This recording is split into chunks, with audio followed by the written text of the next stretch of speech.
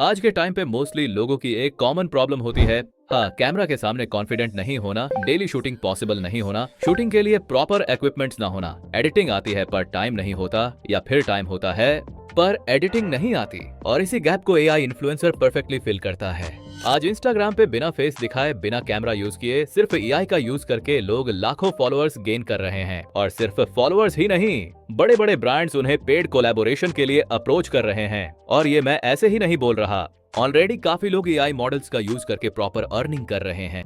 अब सवाल ये है, क्या ये वाकई में इतना इजी है, और क्या तुम भी जीरो से स्टार्ट करके ये कर सकते हो? इस वीडियो में मैं तुम्हें step by step exact strategy बताने वाला हूँ, सो वीडियो एंड तक जरूर देखना।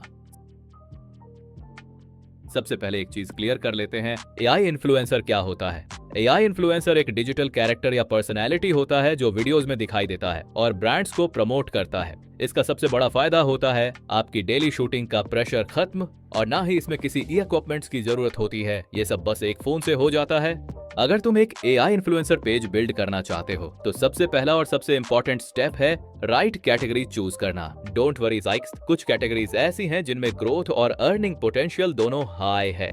ध्यान रखना, कैटेगरी ऐसी होनी चाहिए जो ऑडियंस को अट्रैक्ट करे और ब्रांड्स को पे करने का रीजन दे।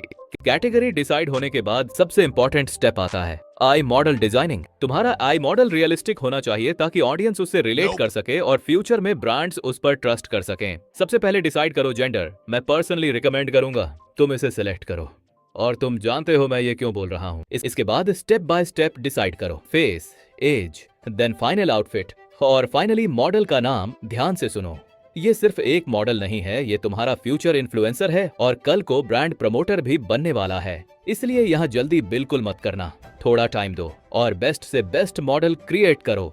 तो अब आपके पास अपना मॉडल है, कैटेगरी भी पता है, ओवरऑल आपका इन्फ्लुएंसर पेज रेडी है। लेकिन अभी भी आपको एक प्रॉब्लम आएगी कि आखिर इसमें आपको बनाना क्या है, क्योंकि ब्रांड्स तो अभी आपके पास है नहीं, तो इसमें अपलोड क्या करना है।